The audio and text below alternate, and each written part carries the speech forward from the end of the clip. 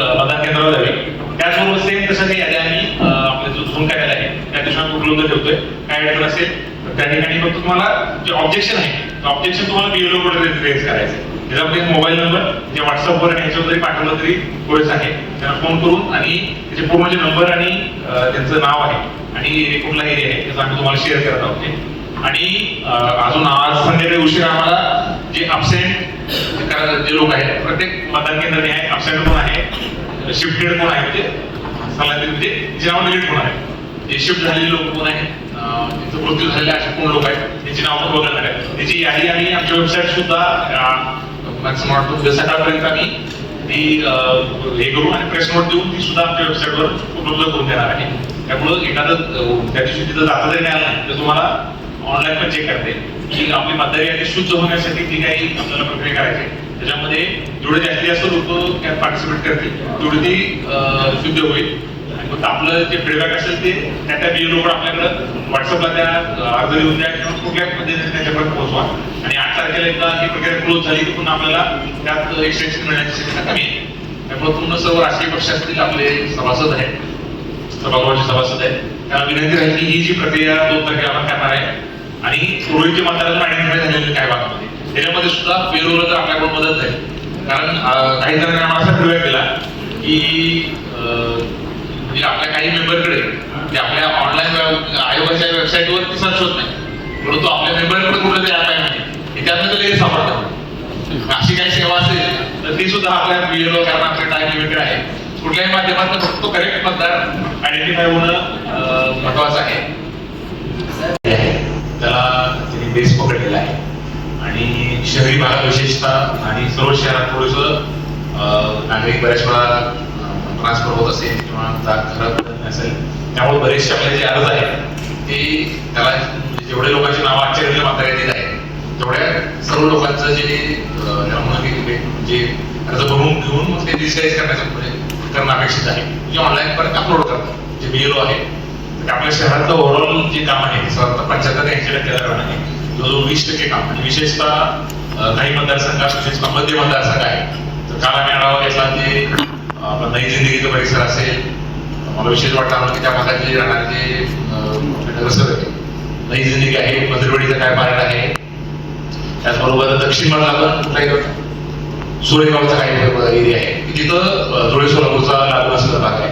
त्या ठिकाणी ते प्रमाण म्हणजे जे अर्ज जे आहे सध्या असलेले मतदार त्यातल्या 60% मतदारांचंच फक्त माहिती आपल्याला प्राप्त झाली, अजून 40% मतदारापर्यंत पोहोचता आलेलं नाही. ग्रामीण भागात बऱ्याच लोकांना होतं की आता मी तर माझ्या गावातलं सांगतो की तिथलं ते काम 15 दिवसापूर्वीच होऊन गेलं. कारण तिथल्या गावातल्या लोकांची जागरूकता पण असते. शहरात काय होतं की बऱ्याच वेळा ती ओनरशिप जी असते आणि बीएलओ पण त्या मनानं आपल्याकडे गेलं पण काय अडचण नाही. म्हणून आपल्या नगरसेवकांच्या मार्फत आणि ते पूर्ण माननीय आपले सभागृहाचे सभासद आहेत आणि इतरही राजकीय पक्षाचे आहेत. तर 2 तारखेला आपली जी यादी आहे तर आम्ही आता सोबत तुम्हाला क्यूआर कोड सह देतो की तुमचे बीएलओ कोण आहेत, तर बीएलओ जवळचे जे असतील ते देशी आणि ही जी कारवाई होणार जे विधानसभेला जी आपल्या मतदान केंद्र होते त्याच्या अनुषंगाने होणार. आपले साधारण 810 आणि आपल्या महापालिकेच्या एक्सिक्युटिव्हमध्ये आपण दिवाळी करून जो 1890च्या दरम्यान त्या आपला आकडा केला होता. 1810 होता केला होता 1810 लागण केला होता. परंतु ही जी कारवाई होणार आहे विधानसभेचे जे आपले मतदान केंद्र आहे 2 तारखेला जे डिलीट झालेले अबसेंट झाले किंवा अजून आढळून आलेले अशा मतदारांची नावं आपण तिथे ठेवणार आहे. त्या ठिकाणी आपले जे ब्लॉक लेवल रिप्रेझेंटेटिव्ह असतात पीएलएस, बूथ लेवल असिस्टंट म्हणून जे असतात जे बीएलओ सोबत राजकीय पक्षांना राजकीय पक्षांनी त्यांना प्रतिनिधी दिले असतात त्यांच्या समक्ष ती यादी प्रेझेंट करणार आहे.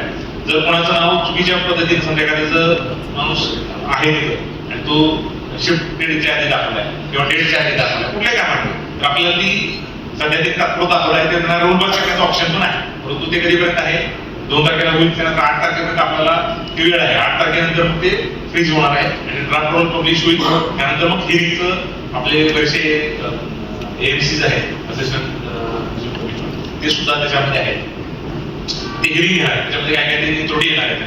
जे तुम्हाला आई वडिलांचं आणि मुलाचं वय जर कमी असेल किंवा तुमचं यादी नाव नसेल अनमॅप्ड असेल तर ते वेगवेगळ्या कारणामुळे ती त्रुटी होऊन तिथं हिअरिंग होणार. हिअरिंग होऊन मग त्याच्यामध्ये म्हणजे काही लोक जर पात्र असतील त्यांचे वगळले जातील, काही चुकीचे वगळले गेले असतील त्यांचे नाव ऍड करण्याचे. त्याच्यामध्ये आपण जशी अर्धन्यायिक न्यायालयामध्ये जशी सोनं तशी सोनं म्हणून कृषी प्रक्रिया आहे. फक्त महत्वाची बाब अशी आहे की जी सुरुवातीची जी टप्पा आहे त्या जवळजवळ 25% काम आपल्या शहरामध्ये अजूनही झालेलं आहे, विशेषतः मध्यमधला आणि दक्षिण मतदारसंघ आहे आणि उत्तरचा पण थोडासा पार्ट आहे. परंतु ह्या दोन मतदारसंघामध्ये जे विशेषता आहे, मध्यमध्ये जे मला वाटतं की त्या ठिकाणी आपले एमआयएमचे पण नगरसेवक आहेत आणि आपल्या भाजपचे पण आहेत, तर त्या भागामध्ये बरेच काम झाले. बरेचसे असं होतं की तिथं जे नाव आहे विशेषतः मुस्लिम समाजाचे बरेचसे आता मतदार सांगितले की तो मतदार त्या माणसाला पण आयडेंटिफाय होतो. जे नाव लिहिण्याची पद्धत त्याची वेगळी असते, तोच माणूस तोच आहे तो त्याला पण कळत नाही आणि ऍड्रेस काही डिटेल नाही. विशेषतः मला वाटतं त्या ठिकाणी आता मी ऍडिशनल आज मॅनपॉवर पण आम्ही अवेलेबल करून दिलेलं आहे. आरोग्य विभागाचे थोडेसे दिलेले आहेत आणि घनकचऱ्याचे दिलेले आहेत. तर विशेषतः सर्वांना विनंती आहे त्या भागामध्ये लोकांचं कारण आयडेंटिटीच सापडत नाही. आपला जो बिरो जातोय त्याला तो त्या माणसाला पण सापडत नाही माझं नाव काय आणि त्या बिरो तर अजून अवघड आहे. तर त्या ठिकाणी फक्त विशेषतः मतदार आयडेंटिफिकेशन, करेक्ट मतदार आणि त्याच्या आईवडील करेक्ट मॅप झाले पाहिजे 2002 चे.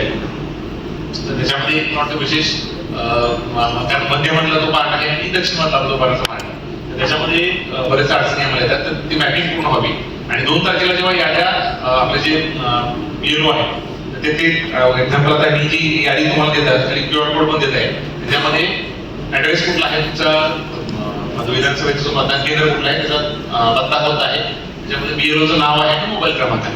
तर हे आम्ही देत आहे सोबत क्यूआर कोड जोडलेला आहे आपल्या प्रेसमध्ये दिले. त्याच्यामध्ये काही अडचण असल्यास बिरोना फोन करून यादी मागून घ्यायची आहे आणि 2 तारखेला तिथे उपस्थित राहून नागरिकांनी सुद्धा जास्तीत लोकांनी आम्ही आवाहन करतो त्या 2 तारखेला नागरिकांनी सुद्धा त्या मतदारसंघाला जाऊन यादी करेक्ट आहे का, माझं ऑप्शन चुकून गेलेलं आहे का, कोण मतदार सापडेल किंवा तुम्हाला एखादा माणूस चुकीचा आहे आणि त्याचं नाव चुकीच्या पद्धतीने मॅपिंग झाले किंवा चुकीचं झालेलं आहे किंवा हा माणूस शिफ्ट झालेला आहे तरी नाव आहे असं नाव देखील घ्यायचं तुम्हाला बरोबर.